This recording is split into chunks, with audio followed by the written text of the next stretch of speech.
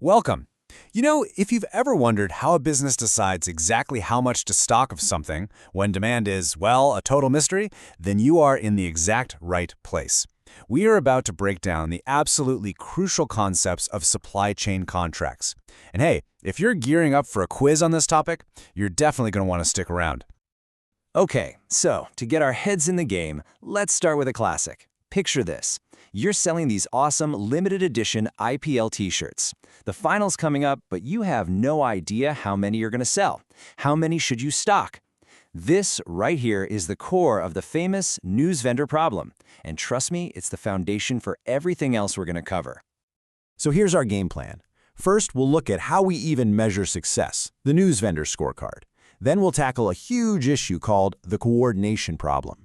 After that, we'll dive into the really cool stuff, the clever contracts that businesses use to share risk and, even better, align their rewards. And finally, we'll talk about how you choose the right one.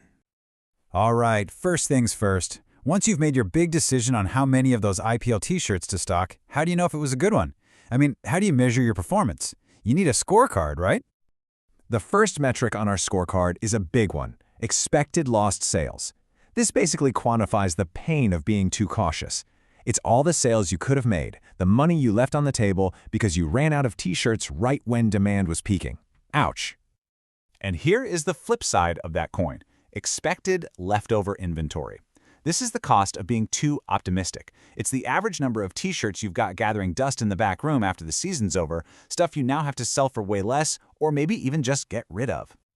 So when you put those two core ideas together, the risk of ordering too little and the risk of ordering too much, you can build out this whole dashboard of key performance indicators. You can figure out your expected profit, which is the ultimate goal, right? But you can also track things like your fill rate, what percentage of customers got what they wanted, and even the simple probability of stocking out. This gives you a really complete picture of how well you're doing. Now, here's where things get really interesting. What if I told you that even when you, as the retailer, make the absolute perfect, most profitable decision for your own store, you could actually be hurting the entire supply chain? Let's unpack how that even happens. So here's the fundamental conflict, right? As the retailer, you're the one holding all the risk. If those t-shirts don't sell, that's your problem. So what do? You order cautiously. It makes perfect sense for you. But that caution ends up starving the whole system, leading to stockouts and less profit for everyone, including the manufacturer. And this chart just illustrates the problem perfectly.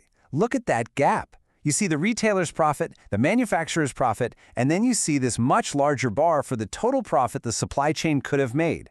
That gap between what they did make and what they could have made, that's just pure inefficiency. It's lost money for everybody. So, the big question is, how do we close that profit gap? How do we fix this? Well, the first set of solutions we're going to look at involves creating contracts that get the manufacturer to help share some of the retailer's risk, encouraging them to order more. Let's look at the first one. This is the buyback contract. It's such a simple and powerful idea.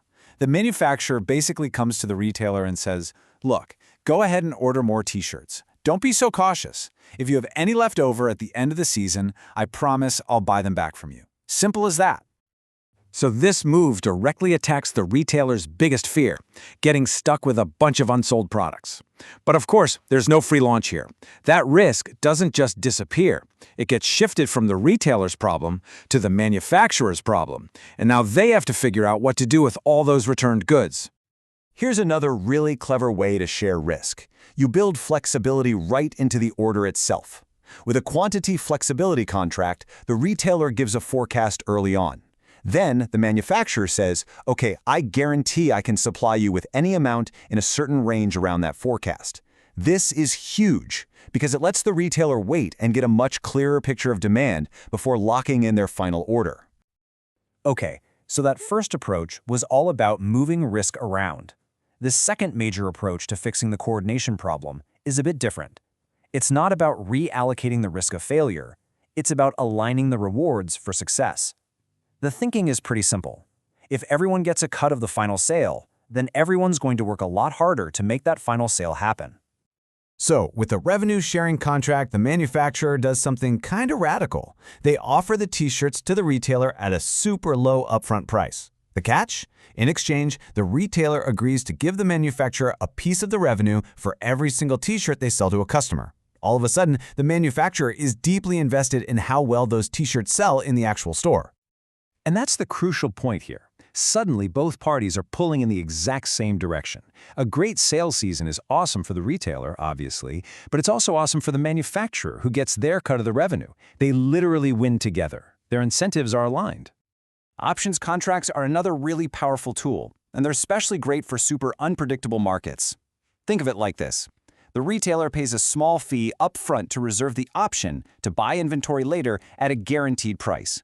This gives them incredible flexibility to just wait, see what happens with demand, and only commit to the full purchase if it makes sense. All right, we have just walked through 4 very different, very powerful types of contracts, all designed to get the supply chain working together. So, which one's the best?